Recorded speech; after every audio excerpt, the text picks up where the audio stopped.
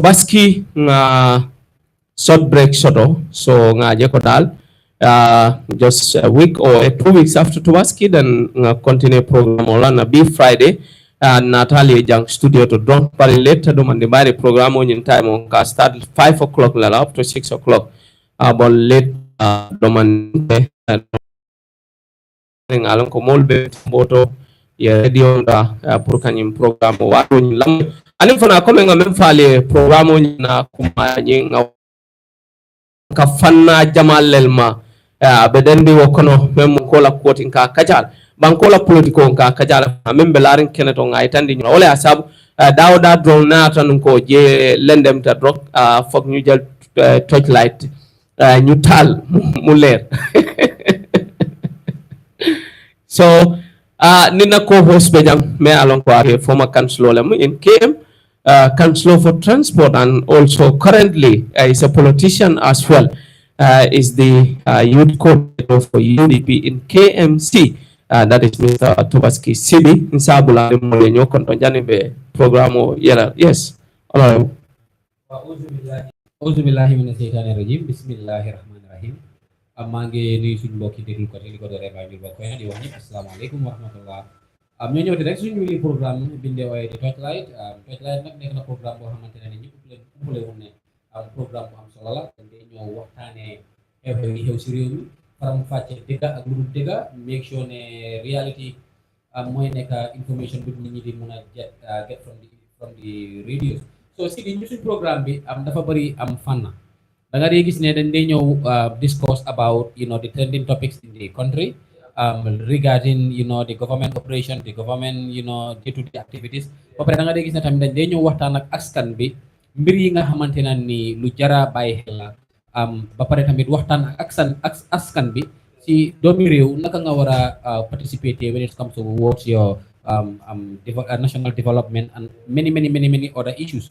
But more importantly su ne Torchlight tor su amee njëriñ dafa fekk place leneen so moo tax ñun nag leneen yi dee xew si biir dëkk bi si wàllum discussion yi réew mi si wàllum yëngatu réew mi si wàllum dugga beeg génn bi si wàllum koppar yi jox nguur gi wàllum projet si ak xew-xew yi xew si diggante nguur gi ak askan yi réew mi ñun dañoo make sure Sidi lu tuumal bu mu tëddi xappam ñun di leen make sure dañu make sure finding mission ñu ñëw make sure ne den ko faram fàcca bam leer tojal askan bi yax bi ñu xam ne ñun ñu gisee mbir yi ak lu ñuy discuss ni yëpp nekkul ne dañ fi ñëw pour tuumal ket ñun fi pour make any group look bad or what not ñun suñ discussions yëpp we base it on fact finding and realities ñëwoon fii pour tuumal o yaxadari kenn dëkk bi moo ñu yor then let's do guide us throughout.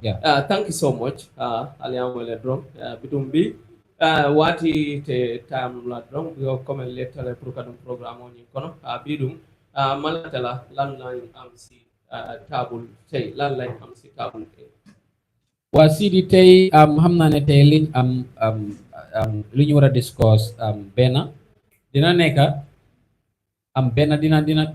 benn si topic si gis nañ ne tey government bi ñu ne dañ sign PAMP project with the World Bank pour affaire yi human rights again ak government resilience and other things so gis nañ ne loolu tamit dinañ si ñëw waxtaanee xaalis yi nga xam ne jox nañ ko nguur gi te ñun gisuñ how effective it is ba pare di other topic dafa nekk dañ ko center on the Ministry of Agriculture mi ki nga xam ne mooy Demba Sabali gis nañ ne Tubaski bi ñu jógee nii Sidi xar yi seer nañ te gis nañ ne Ministry of Agriculture ñu ko def liggéeyam because soo seetee xar yi nga xam ne ñoo nekk si biir réew mi yi nga xam ne ñoo nekk on the records yi nga xam ne nguur gi moo ko record parce que nguur gi dee xam ñaata xar ak ñaata béy ak nag ñoo nekk si biir réew booda bi xar bu dugga ak béy yu dugga dañ leen di register so through that government bi am na data on how many sheep goats and what not animals are in the country for consumption so da nga gis ne daf laa woon rek ne soo gisee di data on how many xar ak béy ñoo nekk si biir réew mi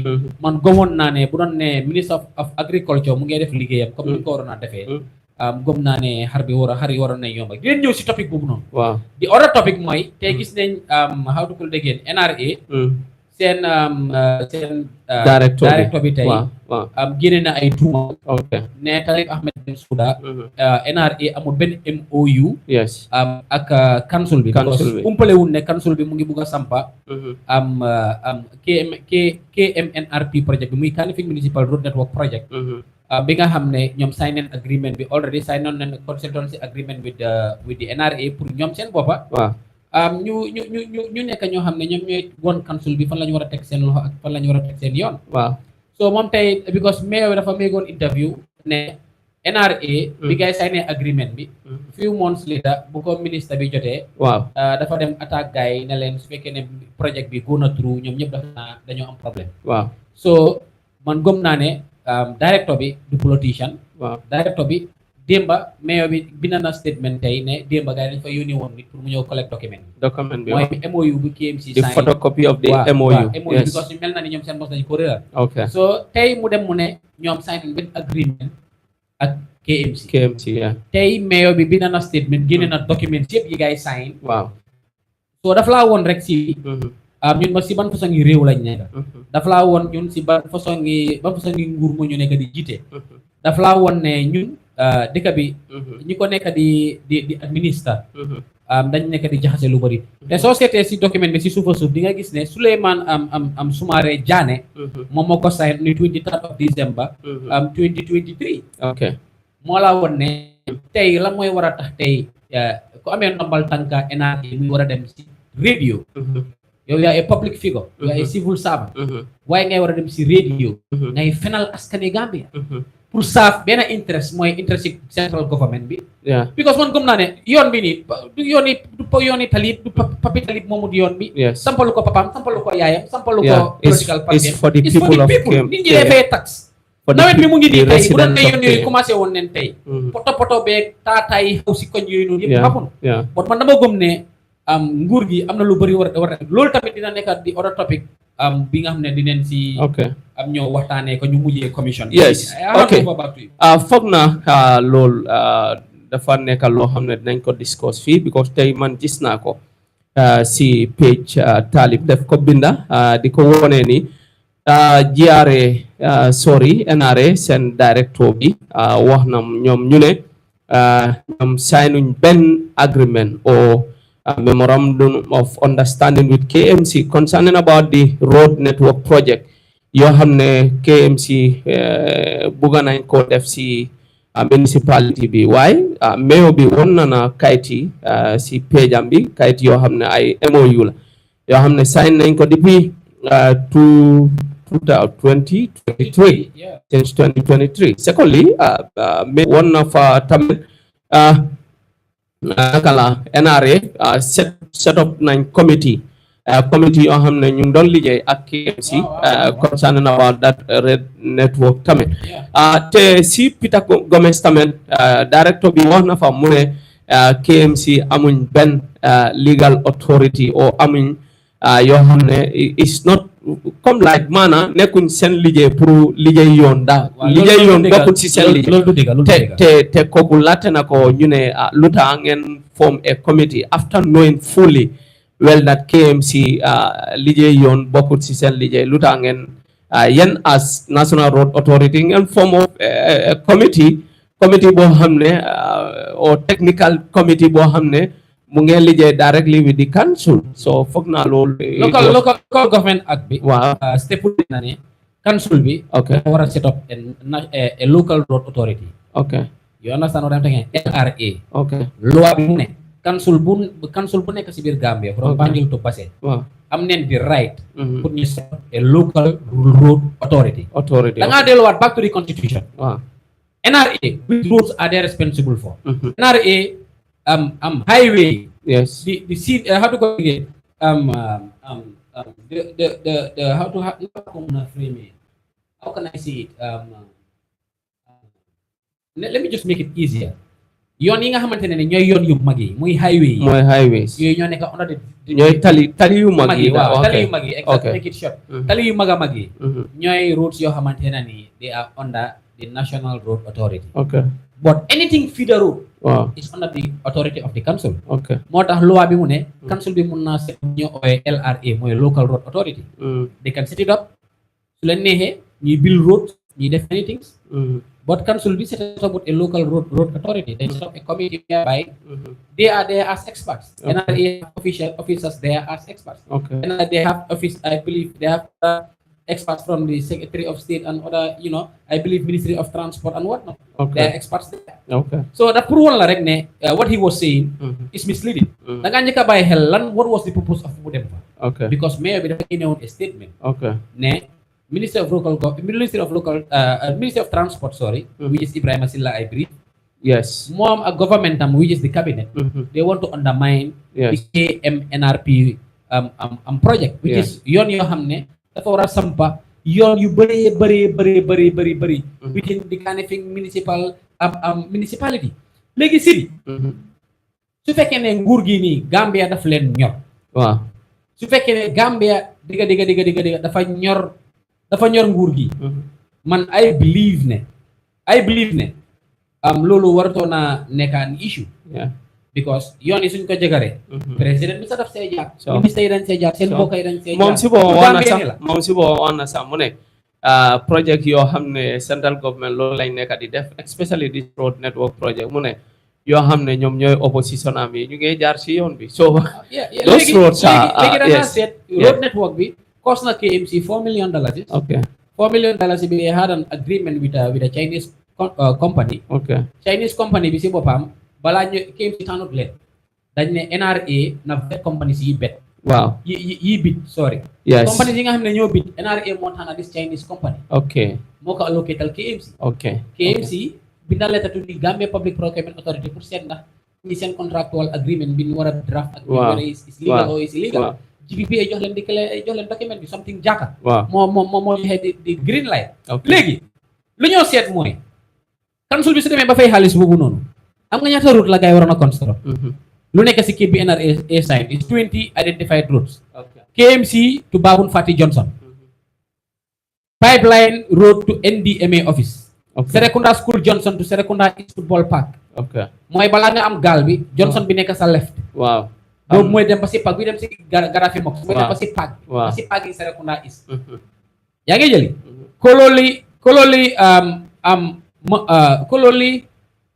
Kololi Maroon Johnson to Kololi Police. Wow. Bakaw NT to GNPC. Dipakunda to Bakote. Sankung Tila Road. Nusrat Jambe Foundation to Bundung Highway. Manjay to Bakote Domside. Mooy Manjay Kunda ba Bakote Domside. Mooy sa bala nga am police Manjay. Wow. To Bakote Domside. Nga am Fajikunda to Tabokoto Cemetery. Tabokoto to Fajikunda Concrete Road. Battle Hardin to Sayer Job. Tabokoto to Abuko to Birkama Highway. Battle Hardin to the Golf Course Pipeline Road. Bakote Cemetery to Safidin Road. Mooy beneen yoon bi. Waaw. Léegi Bakote SOS to OIC Road. GTTI Johnson to Kanifing Estate. Bakote Church to the OIC. Talending Market to the primary school. Nusrat Johnson to Talending Cemetery. So yëpp identify routes yoo xam ne. Lii lay normal poto routes yi. So daf ko bëggoon a defar. Ba sign agreement bi ba fay Chinese. Yes. Day ñëw ñu ne waaw. Depuis directeur bi mu njëkkee mais bi lu mu wax mooy mu ne bi fa Ibrahima Silla demee. daf ko ne su projet bi continuer. he is in a big deep shit, he is in a problem. Léegi lan la def mooy. mu génnee statement mu ne. Deputy director bi moo sign contract bi moom director bi sign contract bi. What does he mean? So director is not in line with the deputy director. I cannot understand. In the same institution. Wow. The same responsibilities. Mu ngi mel ni tey KMC sign an agreement. Wow. With Sidi Ndiaye. Wow. Mayor bi dafa tukki mayor bi nekkul fa. Deputy mayor bi sign ko. Waaw mu ne ko. Man mayor bi sign ma ko. Waaw deputy mayor moo ko sign. That's not administrative compliance. I know. Understand? So dafa laa woon rek ne government yi Adama Barrow ñoom they are not here for development, they are here for politics. Ba nga war a jël director of NRA ngay ko def a politician muy war a dem tontu politician with false allegations. Leer na ko ne lim doon wax yëpp dara du si dégg. He was lying to the Gambian population. Moo tax ngay génne document bi pour wane ne moom he is serving a purpose. He is there because of Ibrahima Silla moo ko push, because of cabinet bi moo push Ibrahima Silla, through who chair the cabinet, who chair the private the cabinet is the president. So dafa laa woon rek the chain of command within the government pour undermine a development that is meant for everybody. so ñi nekkaluñ fi askan bi nguri Adama Barrow man dama gis ne nguru xamante ne nii la daf fi nekk pour few businessmen but not luy benefit the layman like you and me, my mother and my sister, my neighbors, my friends, my colleagues. They are not here to serve us, the citizens. Yeah.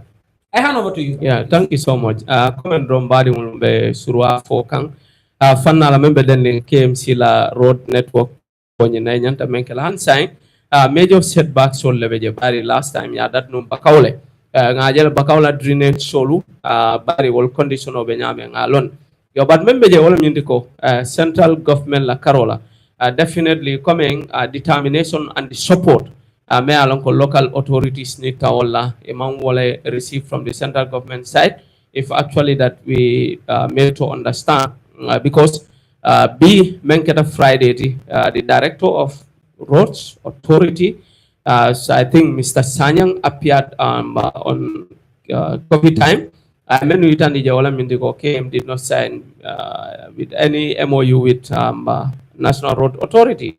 So the mayor of the council, Talib Ahmed Benauda, came to actually count and then show documents pertaining to those road network issues between the Kanifi Municipal Council and that of the National Road Authority. On the GBPA, all of the procurement, contract, like link contract ko nyanta dila okay so comme NRA found contractual men yalan ko lenyanta do ko kela ko NRA memu National Road Authority to la family identification okay and recommendations as well to the council pour yawolta do ko nyim fana la karol fana NRA fana nata set up a technical committee for me along is working with the council concerning about this road network project. But ngaji we silol nyun fana is about how many kilometer roads near be a combined new can. So a Seattle adun sila jamal le me along ko menu mention jam silol nyun Seattle bakel. Akamunda ni silol be developed in KM abe nafamen natila wala nyinde ko abe traffic congestion onyi memu on this highway ti memu Westfield Brickham highway ti abe traffic o talalal ni ajube Westfield Sukuta highway abe traffic o talalal and then the other roads many along goes to the OIC roads akamunta traffic congestion o me along ko more la time ka delay ni bida do pola o ni jita do kudal abe all dol talala because abe interconnection o men natla about the feeder road shola abe mako lo kala bakela o silol nyuli nyanda men do kula KMC ni ajube is identify road is about is it of 20 so din silol nyul mena wala fala wala KMC to Babum Fati Johnson pipeline road to NDMA, that is the National Disaster Management Office, Serekunda School Johnson to Serekunda East Park, Kololi Marons Johnson to Kololi Police Station, Bakau NTC Mos to GNPC, Dipakunda to Bakote, Sankun Silla Road, Nusrat Jamme Foundation, Charles Jao to Bundung Highway, Manjai to BK Bakote dump site, Fajikunda to Tabokoto Cemetery, Tabokoto to Fajikunda concrete roads, Battle Hiding Highway to Serojo, Abuko to Brikama Highway, Battle Hiding Highway, Golf Coast to Pipeline Road, Bakote Cemetery to Safidin Road, Bakoto SOS to OIC Road, GTTI Johnson to Canifing Estate, Bakote Choik to OIC, Talinding Market to Primary School, Nusrat Johnson to Talinding Cemetery, totaling of about 28 kilometers of paved or surface. About 28 kilometer roads network solam nyinti me along ko la nyanta do kulaja reconstructed that is about 5 okay this one okay. And the drainage, the drainage, the reconstruction of the drainage, that's about 5.9 kilometer. Yeah. Drainage system. Me along all of an anyanta dokul. Akamunda. Nimu feeder roads jamal to many along ko la jamal connect. So come for them. Molka complaining traffic congestion o melna lini silo dokuta abe makoerlo not la bakele. So ngamen expect all am ko. Central government supposed to be in they should be in support should be in support with the local governments to make sure that the road construction on ayata because it's for the people. The development is for the people. Ning atara keta fana fa succeed fana. It all central government fana be to dia sotola je. Bayre akata nyang ni bela many people tola development on many alonko local council solia like it all fana they also repeated the same developments kaje ko ha wol kete la jamano la o kete la watol so obviously ngaje ko development oni enyanta nyo fasa la bunda la baba government central government alone cannot do it everything so local government also want to play their part. I think the central government supposed to support them very well kaje ko nyi silo nyuli dala because sign den sama fela data nyi silolu ila condition of benyamin very bad indeed. So kana fendal nga political natije come Mayo himself mem for Ninsilol is not it's not for Talib. It's not for none of us, it's for everybody. Moma along kodrong road users lemuti be benefit sotolen. So cool be nyama council la Carola. So ngawo demanding for no surwa kamala jamembe dending KMC still some of the challenges that they are facing. I think for another major developments that we also wanted to add on this project. Wala mjindiko baka la marché pareta. La marché yele anim fana e cold store loeje me anko ya la marché ni ya inaugurate le ya dila bakaw KMC la marché do kule anim fana ya cold storage loeje under the leadership of the Lord Mayor Talib Ahmed Benauda and the deputy mayor that is Binta Jane Jallo and the able councillors Doku Kendok and other major developments so dol moyle from the west coast as well Kajako Brikama area council finally a heavy duty machineries supply to make sure that normally Samako dal men sort of model final men la silol mu problem multi Kajako it will final be odu ko ken wala nyam odo ngani expect when it comes to development pour Kajako molla namoni men ka boy bulu ela namoni ya nafaje ba anim fana be nafala nyame sa sute so sute role will come mata bakele and then other local councils will encourage them to do more bari bi molla hobbe local councils so le kam bake when it comes to development adum sign day la do ko le be menke kan molba recommend kan bake adum molba sute kan bakel auto the chairman the mayors and also we will appeal from the government central government as well let them make so be supporting the local authorities as well in development and the also men because sulari wala adum banko dingol fana be sulari wala yes wala mu fannati ngamen sotale concerned about that then we move to the other level. Yes, council. Wasiri gis neen tamit ne government bi through the office of the president they receive funding from the World Bank. Okay. So da nga seet ne société government bi for PAMP project so da nga gis ne government bi ñun suñu seetee si di njaay since the government be talking good guy this second term to date. So say how many funds came from outside. We want to the resilience project for youth. Yes. How many millions was expended? They pay any institution bo hamne nguur gi set up nako pour wara kwel illegal youth migration. Setal Gambia how many youths are preferring back way than pour wara tok fi ñu hasu. Yeah. Demba track sako cement was about $500 and something. Why? Why is that price di wara aga fofu? But why is it that government bi ñu wara stop other Gambians yi nga xamne government bi joxut liggéey ñu wara import ñu la na ba from importing cement into the country. Man support na one thing. Nangu na ne if amon nañ company we produce we produce la cement di ko manufacture. Wow. Man gom na ne government bi war na mëna jox that that company the rights pour ñu embargo cement importation. Yes. But fi company yi fi nekk yëpp nekkul di manufacture cement. They are doing the same thing li boy Farafenni yi boy Banjul yi boy Serekunda yi di def. It's similar. Jah Oil li moo def. Jah Cement li moo def. loolu la Gasem nekk di def. loolu la Salam nekk di def. loolu la boy yi dem Sénégal di indi cement bi. the same thing the same concept la. Waaw.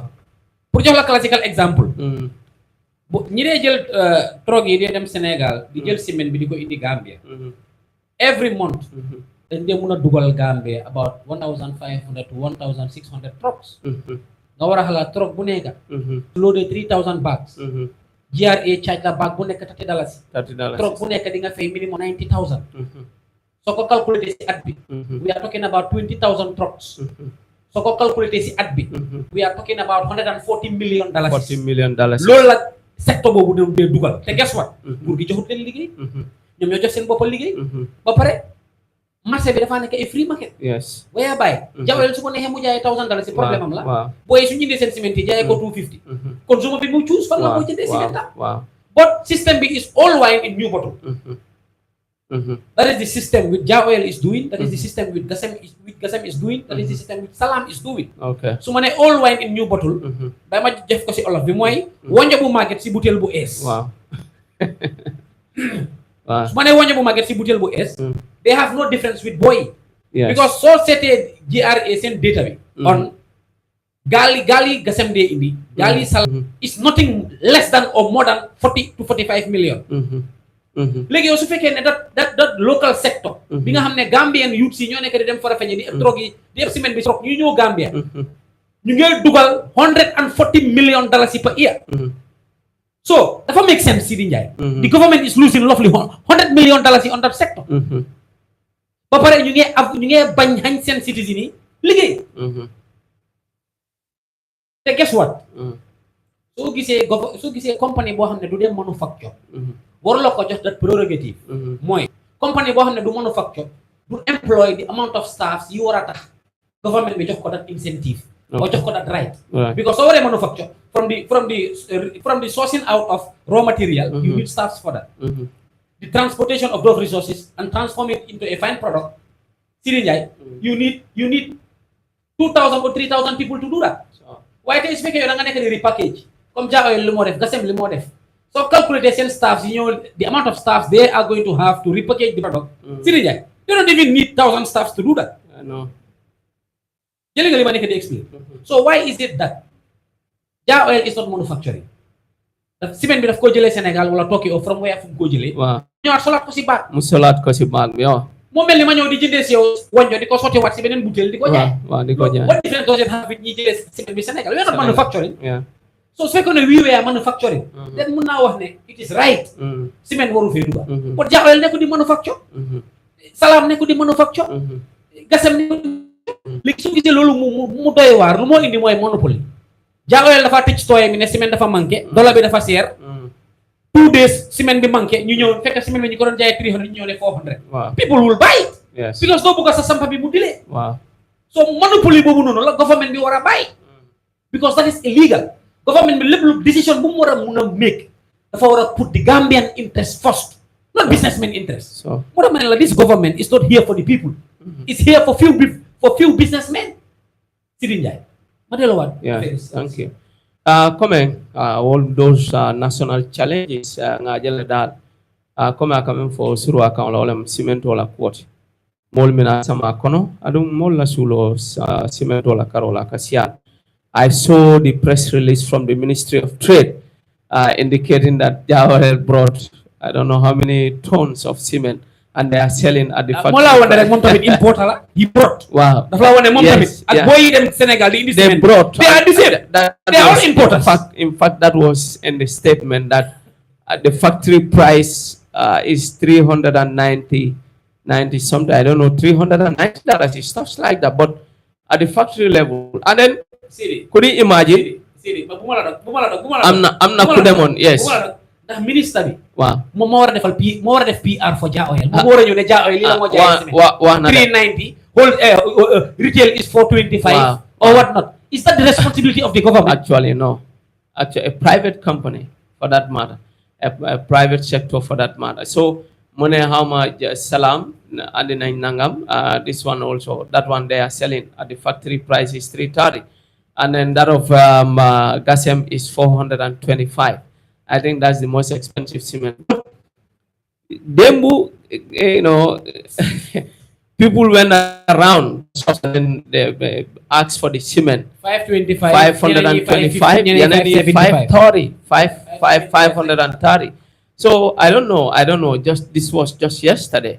Because mange degul bena journalist them na round diko latte fo xamne ñom ñoo amé ciment ñu ne ñum suñ fi 525 lañ nekk di jaay te actually people want to do construction, but things are getting tougher and tougher, and then obviously like ling our here might be competition on the aspect of that. At free least market la war they are supposed to be a free, yes. Amul ben company bu ko manufacture from sourcing of raw material to the fine product. Yeah, definitely. At least so it's illegal for government to put embargo on we have to have enough, because this rainy season so many people need cement to renovate, to rebuild, and then to do some other construction. So more many along afraid Gambians cannot afford, few bags of cement. Lu tax that monopoly boobu yóbbuñ ko si sako malo bi because xam ne loolu suñ ko defee nit ñi seen pili ak seen lii la ñoo dem jubali pale. I know. You know what I'm talking about? So why is it that simply so special? Ngay war a jël instant, ngay war a jox a certain right which is illegal to an entity that is not manufacturing cement. Paquet la nekk di def. They are importing. I know. Like boy Gambie yi dem Sénégal government bi joxul leen job, ñu jox seen boppa job pour try xam nga rek ñi nguur gi ni moo doxalee Sidi Ndiaye is just mafiatic, is just unsound, is just un Gambian. Yes, program o coming a fale nyamen na famous Torchlight Talk solemo.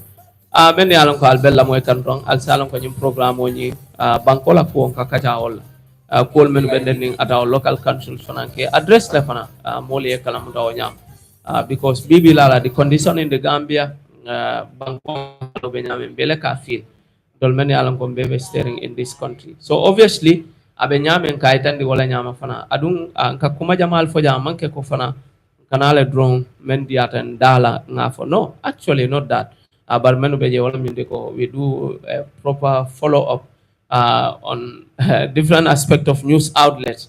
Many along from this outlet many along ko ka kumol nati jang itol family member ela kuma kan drone kanan ka wala itande ka analyze for ikamem for alimbe be kering nyimbanko kan wala be caring bank for the caring bitu dingolu dolla ka la moy nyola woto dolla nyanda kala mudala ngalon ko mune be hapunni na banko kan alim fana sula tan se mune keno woto pour contribute to this program. The numbers to call is 2500947 2500947 5269445 5269445 bitum pour ida dum program o nyinto isenyi number call nole if na lafta kam men contribute Gambia la karol isa fo no len ngela moy anim fana muna be kelela yamar bundal de aman sakunda karol emba local authority la karol emba banku dingole in general lemba bitum line ol be momo lafta call kala drong isa call nol 2500947 2500947 5269445 5269445 wala mu number pral dale ke program oni ko.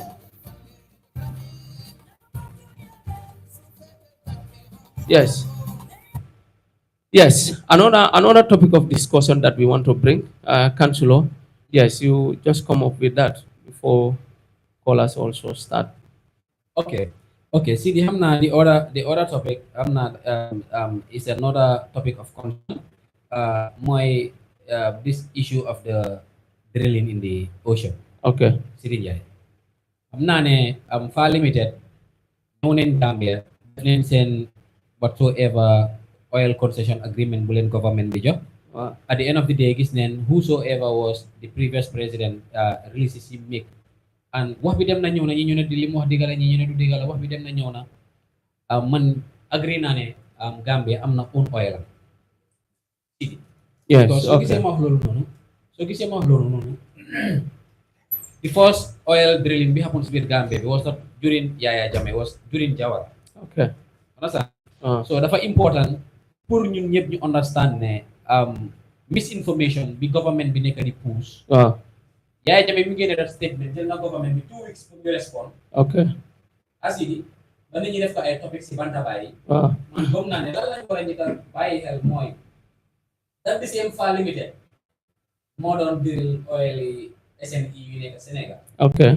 Benn.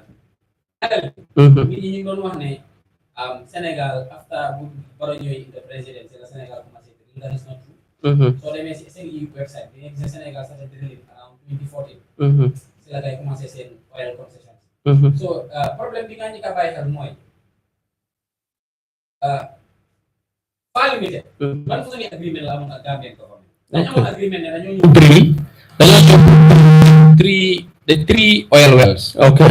At the end of the day loolu amut. Okay. ñoom dañ ñëw ñu ne nguur gi drill nañ benn allowun government bi any of the government staffs from the Ministry of Petroleum. Okay. pour mu egg si gaal bi ànd ak Far Limited pour monitor seen drilling bi. Okay. Could you imagine?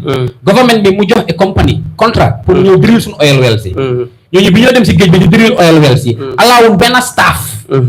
from the government, from the Gambia National Petroleum or the Minister of Petroleum pour mu toppaleen. Sidi Ndiaye, that is very very very very very sad. Okay. So dafa la woon rek how incompetent our government is. So demee si beneen issue bi Sidi. Okay. Far Limited dañ dem seen yoon. Without even you complete the 3 wells yi nga xam ne moom lañ agree with the Gambian government. Okay. ñaari well lañ drill. beneen bi dañ ko ñabax ñu rek ñu muuraat ko. ñu ne dañ jox government bi a report. te ñoom suñ joxee government bi report government bi lu mu waroon a njëkk a def. xam nga mooy lan government bi fa waroon a jël that data balaa moo jox fa a certificate. pour wan leen ne seen document is authenticated.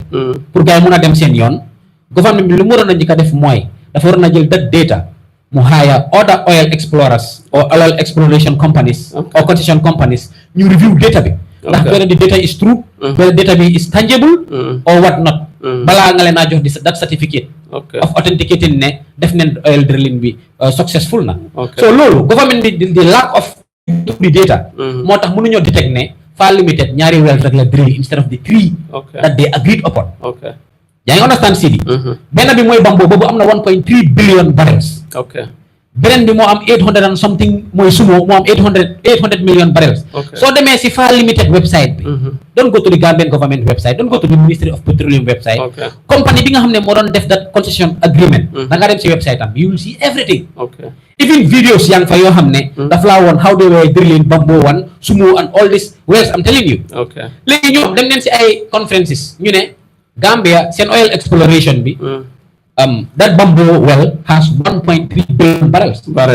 So tey naka la ñoo toogee government bi Far Limited li ñoo wax noonu amuñ fuñ ko teg. oil bi ba léegi ñorut si ron suuf si. which is probably bogus.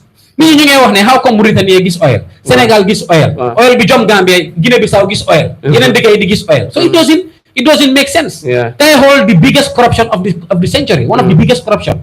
Far Limited mu ngi waroon a fay government yi Gambia $22 million after bu mu completé that concession. Xam nga lan la def government da lañ waiver that 22 million for what? That the same Far Limited mu ngi am oil shares bi nga xam ne Woodside Energy la ngay jaay Sénégal. loo xam ne gars ñu ngi see am $500 million. So why a rich company like Far government bi mu ne daf leen waiver $22 million. loo xam ne it's only $1 billion plus dollars. We have dilapidated healthcare sector. We have our schools si seen pompe yi suñu yaxoo sax da ngaa dem fekk ay morso lañ takkee pompe yi. Sidi Ndiaye suñu yoon yi baaxul. We have a poor economy. Why government in Gambia what justification do they have ne dañ waiver Far Limited $22 million money bi ñu waroon a fay government in Gambia. What justification do they have for that? Comme ni boo xam ne mu ngi am royalty from the Senegalese SNE wells up till 2027. Sidi Ndiaye. So gis naa ne daal dafa laa woon rek how incompetent our government is when it comes to managing our resources. Sidi Ndiaye. te ñoom dañ am agreement with Far for 40 years. government yi Gambia. gars yi luñ def ñu invite BP. gis nañ fi kii nii Tony Blair. Why Tony Blair we war am office at the office of the president. pour deal in petroleum. Why? We war a select a representative bu ko represent at the State House. Sidi Ndiaye. Then am na lu bëri loo xam ne. Sidi Ndiaye leeragut. waaye loo xam ne fu nguur gi di war a génne di issue statement ne. Gambia amaguñ oil. The company is saying different. Other oil companies in Gambia are saying differently. Sidin Jai, tuba diki tuba bidu du Gambia re, whereby a company, a reputable company, we were at house conference globally. We wax ne Gambia amna oil, well be nangami barrel fa neka, well be nangami barrel fa neka. Boy amut company tuba bu wara dem ci morami tuba ba mi ci ay conference oil. Ngay disseminate fake information. Lolu Gambia rek la mo am. Government bi di war a génne statement naan Gambia suñ oil bi ñoragut ba léegi. That is truly untrue. Government bi is not saying, is not telling the Gambians the truth. Because dama ko teg fu wér. Naka la Mauritanie di amee oil. Sénégal am oil. Oil bi muy war a topp Gambia bu Guinée Bissau di fay. What is underneath? What is the government hiding? Agreement you guys make with BP, with all these companies. Why these documents are not available? Are not publicly accessible? Why? Why the secrecy Sifn Jai? I hello. Yes, Gambia kuja mala beja. Nyin tulo fanala ko diamo siata. Bari meta nyin moy la junale. Gambia tulo soto Gambia oil geographically ni ajube country solmen are surrounded by the Gambia, Senegal, Gambia la immediate neighbor so all be tulo soto. So ni offshore line sol jube me along ko wala mu geopolitical nature or the geographical nature of the Gambia. Obviously, if anasa determine moleko, there is high possibility or probability that there is oil in the Gambia. So malong prospecting sol many along ko lekeda munel keta final conclusion sol di me along ko o detail sol mang yitan di banko de wala concerning about that. Kuma Jamal lebe fokan, kuma Jamal lebe itandi kam. But we believe that is a challenge to the government, and then government should communicate to the citizenry, communicate to the people. Ka itandi la exactly muna be caring nyimbunda la because sign ko abebu ka mabo no fendo be ya mabo, people have access to it. Government comes, government goes. So nim takeda rek aberonal. So obviously, better government of the day, member caring concern about this oil issue. Yeah, it and the molla. Before it will be too late. Sign banku demol. More demand kele.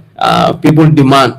All the time, I challenge every citizen based on this access to information. Molia made so ikada institution sold, and then ask for the information that you want to know about your country, about those departments as well, because science kumada bakele ngalo meldol ka tama wo bundal abe jahalo be warla bake na adan ko company be alon ko dolle prospecting kenya wala nyim beetande ko Gambia e well so leso to colonel two colonel men yalon ko lado re aitande ko is about the other one is about how many thousand barrels is about 3 different oils wells here in the Gambia melon ko tolla prospecting sole wala indicate en adajang yela kulke foy pareda kodome nyanta men jola Gambia la kala nyanda tala almost about $20 million. So neo falinga obida billions of dollars. So informations coming imagine out kaje ko government ye obe wefle, meaning that they did not pay anything. So it's a big loss, not only to the government but to the country. Yeah, of the jama balamu na all be caring. So you don't meluka fote. It's not only just mere speculations. We have the information ministers, we have government mouthpieces. Let them come out and then clear the doubts of the people. I think it's supposed to be like that. So wala asabun kanyul doli tandi jang ku jama alle be kekan banko ka me alon ko banko dimul mantra men kala mutaka adum banko ka fo naful jamalla o naful duni atanun ko be sabatrinja. We have so many challenges. You go to the health sector, serious challenges are there. You go to agricultural sector, education sector, all the major sectors in this country are big challenges also. Memu yuru alla quality and fenjamal be men alan ko lenyanta straw purkaje ko bundal nyuli tama nyanta tala nyame oto mansakunda be men fo kan wala mo kodola carrot bundal men alan ko government ne kodo sotola o dalt ni o kodi sifal Canada akamunda bankole fota dro bankole be foka wo nafulol, a very small country like Gambia, may a population still less than 2 million or not less than 2.5 billion. And it's saying development is very challenging in this country. I don't know what development in the aerial mel. Development is not only on the aspect of constructing roads, but you have so many areas. Me along ko mol nyanda euro asodola mel. Komen kanyul menu fote. Currently mol nga jele. Agricultural. We are coming the rainy season. We are already in it. So what are the plans? May I go at least there will be high expectation that this year's rainy season will have a high yield. Although Mansakunda Nyanda to communicate to the populace, we go to the health sector. Then this one menu beje nkanadu samalekon in sasa mesewon ni fenko dol kasia. Itol muna ani fana je munel nati kaje ko simol mako no mel loptanut bare challenges jamal be wo bundal nka menu fanyul mu yuro allet men yalanko or they are directly attached to the human lives. Me alonko ka molla balwo day to day balwo wala fote adwolu pour mo sakunda sula sol soto wal kumata bag oto nyin tulo la ko adiamo si ata bag, but we expect the government to come out and communicate to the citizens about this oil. I believe they will never on nothing unless a new government. Even their last statement, government be 2 years, two weeks for government to respond. Yeah. And look at their response. Very insulting. Yeah. It doesn't make sense. It's an insult to our intelligence. Yeah. So man, lima of government be why is it that Far Limited came and drilled? They gave they submitted their data to the government. Lan moo tax government bi balaa faadi dem ñuy war a jot faadi certificate ne def nañ liggéey bi yëpp li gars yi waroon a def the rightful due process bu government bi waroon a def mooy dañu waroon a ut a third party boo wax ne data bi is accurate or the data is not accurate. And why is it that Far Limited did not give access to any government official pour mu access the real time of the data when they were acquiring the data from the oceans? Why? This is a government, This is not a business. The government law. We are talking about the welfare and the wealth of every citizen. So that's important. Whosoever the company is, Gambian officials should have been on the ship, should have been there to oversee the data and the process. Balama by farm mu make sure ma am a third party approval. Other company boo xam ne dama ko seen data bu mu review ko mu leer ma ne dëgg ñi waaye faa ñëw na fii ba dem yoonam government bi di doog a detect ne third well bi did not touch it. They only touch two wells. Ba pare lan moo tax they did not pay the $22 million they supposed to pay to the country. Why was it waived? Sidi Njie. So lii bëgg nañ government bi ñu wax Gambie ni dégga. So suñu last topic of discussion dafa nekk it will be centered on Demba Sabally, the Minister of Agriculture, the Minister of Agriculture. Pour delluwaat rek ne si julli lañ jógee. Soo gisee topic bu muy important si Tabaski lañ jógee. Te gis nañ xar at bi xar num demee. Families yu bëri mënuñ ko afford si things are getting harder and harder. Te loolu moo tax ñu am a sector or a ministry buy war a seetu luy war a tax xar mu yomba ceeb diwlin dunda bi wàllum mbéy bi ak yooyu mooy kan mooy Demba Sabally. Léegi soo checkee data bi on Gambia the estimated data of cattle in the country we have 300,000 cattle, we have 150,000 sheep, 230,000 goats and 14,000 to 60,000 pigs. Data boobu la government bi amee. So Sidi Njie, how many households do we have? We have 280,000 households. So lan mooy war a tax lii private men yaa ko moom private citizens yi ñoo moom animals yi.